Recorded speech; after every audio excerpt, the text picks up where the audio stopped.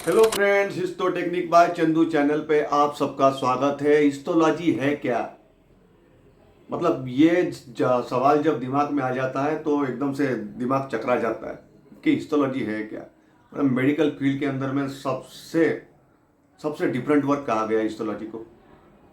तो यही से के बारे में हम आज बात करेंगे कि हिस्टोलॉजी है क्या और who is the father of histology. आज के एपिसोड में मैं आपको इतना बताऊंगा। इसके आने वाले एपिसोड में मैं आपको बताऊंगा कैसे हिस्टोलॉजी की जाती है, हिस्टोलॉजी का प्रिपरेशन क्या है और उसमें किस तरह के केमिकल्स यूज होते हैं, किस तरह के इंस्ट्रूमेंट यूज होते हैं, है ना। शुरू से लेके एंडिंग तक के मैं हर चीज़ आपको बताऊंगा। लेकिन उसके लिए सबसे पहले हमें यह जानना जरूरी है कि हिस्टोलॉजी है क्या और हिस्टोलॉजी का जनक मतलब who is the father of histology. Welcome to my channel histo technique by Chandu channel पे आप सबका स्वागत है। और आज के एपिसोड में मैं आपसे बात करने वाला हूँ हिस्टोलॉजी के बारे में। मेरा नाम है टेक्नोलॉजी चंद्रशेखर और मैं भोपाल से हूँ। काव्य हिस्टोलॉजी लैब भोपाल का मैं ओनर हूँ। तो हिस्टोलॉजी होती क्या है? अब ये हमारी जो फुल बॉडी है, तो हमारे बॉडी के बाहर की चीज़ें तो हमें दिख जाती हैं, जैसे कि हमारा ये हाथ हो गया, ये हमारी आंखें हो गई, हमारे टंग, या फिर ये हमारे चेक्स हो गए, ये हमारे बाल, हमारे नाखून वगैरह वगैरह, हमारे मतलब नीचे पंजे से लेके हमारे सर के बाल तक के हमें हर चीज़ यहाँ से दिखती। लेकिन हमारे बॉडी के अंदर हमारे बॉडी के अंदर में जो ऑर्गेन्स है, ये ऑर्गेन्स की संरचना है ना, तो इसकी हम हिस्टोलॉजी में स्टडी करते हैं। जैसे बॉडी के अंदर में ऑर्गेन्स होते हैं, किडनी हो गया है या फिर गॉल ब्लैडर होता है। तो हमारे बॉडी के अंदर में जो ऑर्गेन्स है वो जगह जगह पे बैठे हुए हैं, ठीक है ना। तो एक एक करके काम कर रहे हैं। जैसे इंटेस्टाइन हो गया, स्मॉल इंटेस्टाइन है ना, स्मॉल इंटेस्टाइन, लार्ज इंटेस्टाइन, काफ़ी सारे ऑर्गेन्स। तो इतने सारे ऑर्गेन्स को कैसे मतलब उसकी संरचना कैसे, उसका मतलब अरेंजमेंट हुई है, कहाँ कहाँ पे वो पार्ट रखा हुआ है और कैसे कैसे वो काम करता है, ठीक है ना। तो इसके लिए हिस्टोलॉजी डिपार्टमेंट आता है। तो हिस्टोलॉजी डिपार्टमेंट में इसके ऊपर स्टडी की जाती है, ठीक है ना। तो जो पर्टिकुलरली जो पढ़ने वाले बच्चे होते हैं, स्टूडेंट्स होते हैं, एमबीबीएस स्टूडेंट एमबीबीएस करते हैं या फिर और भी जो मेडिकल फील्ड में स्टडी करते हैं, तो उसमें जो एनाटॉमी का जो सब्जेक्ट आता है, तो एनाटॉमी के सब्जेक्ट के अंदर में इनको नॉर्मल ऑर्गेन्स के बारे में पढ़ाया जाता है, ठीक है। तो जैसे अपेंडिक्स, तो अपेंडिक्स क्या है, नॉर्मल अपेंडिक्स कैसे दिखता है, या फिर नॉर्मल लीवर जो है वो कैसे होता है ना, और उसका स्ट्रक्चर जो होता है, ठीक है ना, पर्टिकुलरली। तो उसकी हिस्टोलॉजी में प्रोसीडिंग होती है, प्रोसीडिंग करके उसकी स्लाइड प्रिपेयर होती है।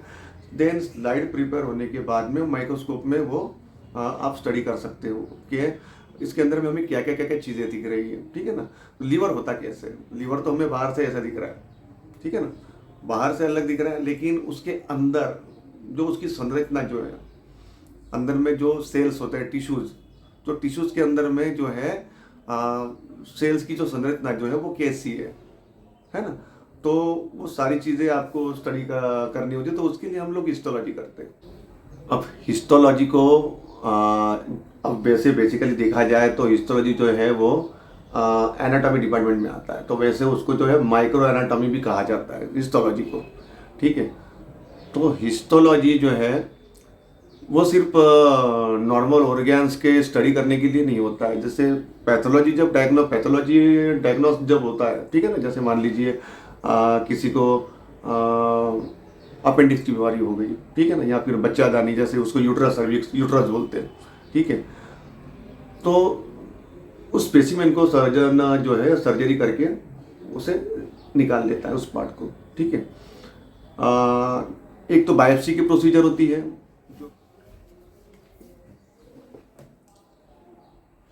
अब हमारे बॉडी के बाहर में अगर मान लीजिए, अगर जैसे मान लीजिए मेरी ये नॉर्मल बॉडी है, मेरे यहाँ पे अगर मान लो छोटी छोटी अगर ऐसे कुछ गठान्स वगैरह आ गई, ऐसे ऐसे फूले फूले से, ठीक है ना, तो इसे तो हमें पता करना तो पड़ेगा ना कि ये मतलब किस चीज़ को किस वजह से हुआ है ना। तो इसके लिए क्या होता है कि इसके लिए मैं जाऊँगा सर्जन के पास में, सर्जन उस चीज़ को देखेगा और सर्जन उस पर्टिकुलर पार्ट को निकालेगा। ये ऊपर का हो गया, ठीक है ना। ये तो हमारी बॉडी के बाहर में क्लियर क्लियर दिख रहा है। लेकिन हमारे बॉडी के अंदर में जो चीज़ होती है, तो उसके लिए सबसे पहले नॉर्मल जो है वो बायोप्सी की प्रोसीजर होती है। तो मतलब जैसे मान लीजिए लीवर बायोप्सी है या फिर किडनी बायोप्सी है, तो वहाँ से छोटा सा टुकड़ा टिश्यू, जिसे हम लोग हिंदी में मांस बोलते हैं, मांस का टुकड़ा, तो उसको निकाल लेते हैं और उसको निकाल के एक केमिकल होता है 10% फार्मोलिन बोलते हैं, जो उसे हमें प्रिपेयर करना होता है। तो सर्जन क्या करता है, उस केमिकल में डाल के वो पैथोलॉजी में भेज देता है। ठीक है। तो पैथोलॉजी में आने के बाद में अब पैथोलॉजिस्ट का जो वर्क होता है उससे प्रॉपर उसका नेचर ऑफ स्पेसिमेन देखते हैं। ठीक है ना। तो नेचर ऑफ स्पेसिमेन के बाद में उसकी ग्रॉसिंग होती है। उसकी ग्रॉसिंग करके मतलब उसका मेजरमेंट वगैरह, उसका नेचर ऑफ स्पेसिमेन कैसा है ना, उसका कलर वगैरह कैसा है, उसकी हिस्ट्री वगैरह, तो वो सर्जन उनको दे देते हैं। ठीक है ना, कि उसको क्या बीमारी थी, क्या है क्या नहीं है करके। ठीक है। तो ये सारी चीज़ें जो है सर्जन उन पैथोलॉजिस्ट को एक रिक्वेस्टेशन फॉर्म बना के जो है उसमें लिख के भेज देता है। ठीक है। अब पैथोलॉजिस्ट का काम होता है कि उससे कौन सी बीमारी है। ठीक है। तो ये बीमारी पता करने के लिए अब वो हिस्टोलॉजी की जाती है। ठीक है ना, उसकी हिस्टोलॉजी। तो उस हिस्टोलॉजी में प्रोसीजर होती है। अब ये काम आता है, ये टेक्निकली वर्क हो जाता है। ठीक है ना। ये पैथोलॉजिस्ट जो है उसकी ग्रॉसिंग करके, उसका मेजरमेंट करके उसको अपने रजिस्टर में मेंशन कर देंगे। देन उसके बाद में फिर वो टिश्यू टेक्नीशियन को देके टेक्नीशियन फिर अपना वर्क स्टार्ट कर देता है। ठीक है ना। टेक्नीशियन का काम होता है उसकी प्रॉपर प्रोसीडिंग करके उसकी स्लाइड बना के पैथोलॉजिस्ट को प्रोवाइड कर देना। ठीक है। तो ये जो सारी प्रोसीजर जो हो जाती है ये आता है हिस्टोलॉजी में। ठीक है। तो अभी तक तो आपको पता चल गया होगा कि हिस्टोलॉजी है क्या करके। हिस्टोलॉजी में आपको एक बार फिर से बता देता हूँ कि हिस्टोलॉजी जो है वो एक micro system, micro anatomy system होता है। ठीक है ना, कि मतलब हमारी बॉडी है जो कि हमारे आंखों से दिख नहीं रहा है। अब मैं तो आपको दिख रहा हूँ, लेकिन अब ये जो मेरी स्किन है, इस स्किन के अंदर में किस तरह के सेल्स है, ये कैसे बना है, इसकी बनावट कैसी है, तो वो हमें हिस्टोलॉजी में देखने को मिलेगा। है ना। बहुत से लोग होते हैं जो अलग अलग मेडिकल फील्ड में स्टडी कर रहे हैं, अलग अलग, जैसे एमफिल कर रहा है कोई, जो फार्मेसी कंपनी होती है तो वो पर्टिकुलरली इसी दवाई को लेके रिसर्च कर रहे होते हैं। ठीक है ना। दवाई जब बनती है तो वो रैट के ऊपर स्टडी करते हैं। ठीक है ना। तो वो डायरेक्टली ह्यूमन के ऊपर तो ट्रायल नहीं करेंगे, तो वो रैट के ऊपर स्टडी करते हैं। तो जैसे उसे पहले अगर वो लीवर की स्टडी कर रहे हैं, ठीक है, तो वो सिर्फ लीवर के पर्टिकुलर नॉर्मल पार्ट को पहले ले लेंगे। देन उसके बाद में एक और रैट लेंगे जिसके ऊपर 15 दिन बाद, मतलब डोज देके, एक दवाई का डोज देके वो 15 दिन बाद में चेक करेंगे और फिर उसको ग्रॉस करके, उस डिसेक्ट करके उस स्पेसिमेन को निकाल के उसकी हिस्टोलॉजी करेंगे कि मतलब वो नॉर्मल कंडीशन में पहले कैसा था, और उसे मेडिसिन जब डोज दिया गया, मेडिसिन का डोज दिया गया, तब उसके ऊपर क्या असर हुआ, तो वो उसमें हिस्टोलॉजी में देखने को मिल जाता है। ठीक है। तो ये हिस्टोलॉजी है। ठीक है। तो हिस्टोलॉजी में हम लोग नॉर्मल ऑर्गेन्स भी देख सकते हैं और डिफेक्टेड। ठीक है। अगर कोई बीमारी हो गई है, मान लो किसी का लीवर डैमेज हो गया है, लीवर की बीमारी हो गई है, तो वहाँ का पर्टिकुलरली पार्ट ले लेंगे, या कभी कभी पूरा का पूरा पार्ट निकालना पड़ता है। मतलब कोई भी हो, किसी को किडनी की बीमारी हो सकती है, किसी को लीवर की बीमारी हो सकती है। ठीक है ना। या फिर किसी के यूट्रस में प्रॉब्लम हो गया है, मतलब जो बेसिकली फीमेल बीमारी होती है। ठीक है।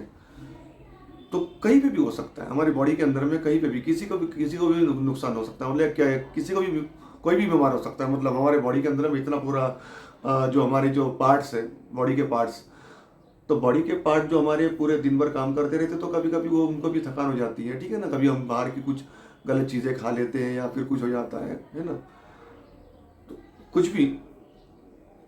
तो किसी ना किसी तरीके से वो मान लीजिए अगर वो बीमार हो जाता है तो हमारी बीमारी का पता करने के लिए, उस बीमारी का पता करने के लिए हमें हिस्टोलॉजी करनी होती है।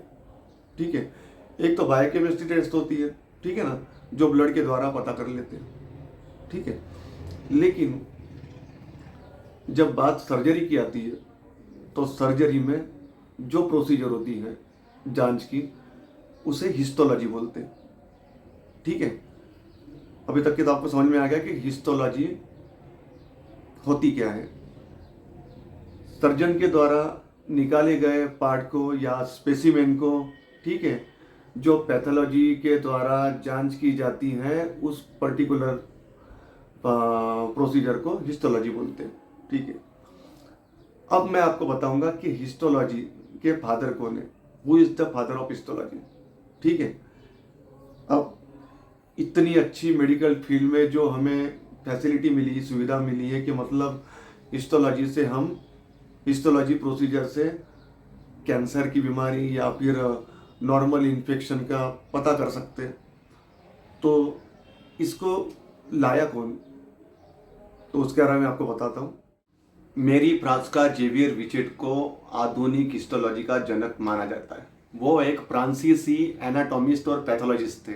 उनका जन्म 14 नवंबर 1771 को हुआ था और उनका निधन 22 जुलाई 1802 को हुआ था। और ये इन्फॉर्मेशन अगर आपको अच्छी लगी तो वीडियो को शेयर कीजिए, लाइक कीजिए, कमेंट्स कीजिए और हो सके तो चैनल को सब्सक्राइब कीजिए ताकि आने वाले वीडियोस आप लोगों तक के तुरंत पहुँचे।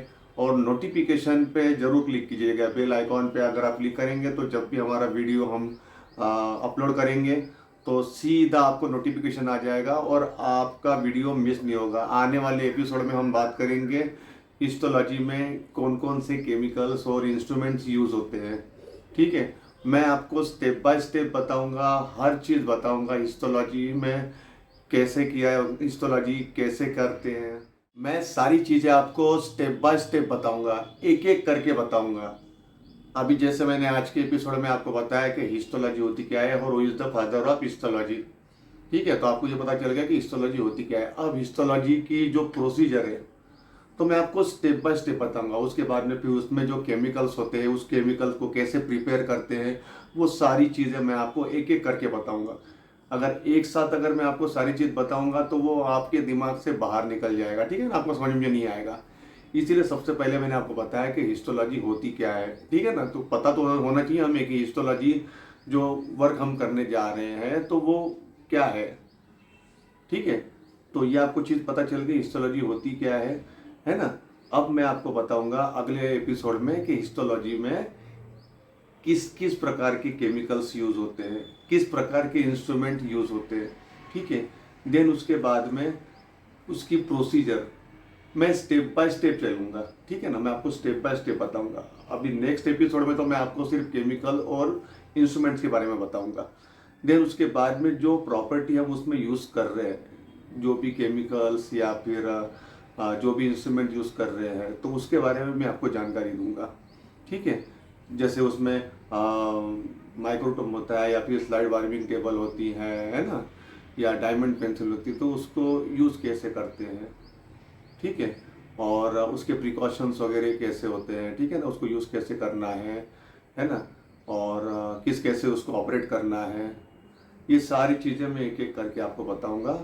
तो उम्मीद करता हूँ आज का एपिसोड आप लोगों को पसंद आया होगा, और अगर आया है तो फिर से दोबारा मैं आपको यही बोलूँगा कि चैनल को सब्सक्राइब कीजिए ताकि आने वाला वीडियो आप लोगों तक के तुरंत पहुँचे।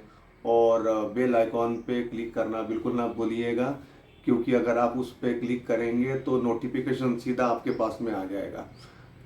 ठीक है, तो तब तक के लिए मुझे आज्ञा दीजिए। अगले एपिसोड में आप लोगों से मिलूंगा और ढेर सारी बात करूंगा और आपको प्रिपेयर करके दिखाऊंगा। ठीक है ना, मैं आपको प्रैक्टिकली दिखाऊंगा। अभी तो मैं आपको थ्योरिकली तो मैं आपको बता ही रहा हूँ, मैं आपको प्रैक्टिकली करके भी दिखाऊंगा कि कैसे होता है। ठीक है ना, कैसे स्लाइड बनती है, कैसे एम्बेडिंग होती है, कि वगैरह वगैरह करके। तो उम्मीद करता हूँ आज का एपिसोड आपको पसंद आया है। नेक्स्ट वीडियो के लिए हमारे चैनल को सब्सक्राइब कर लीजिए। फिर मैं अगले एपिसोड में आप लोगों से मिलूँगा, तब तक के लिए नमस्कार। Tata bye bye.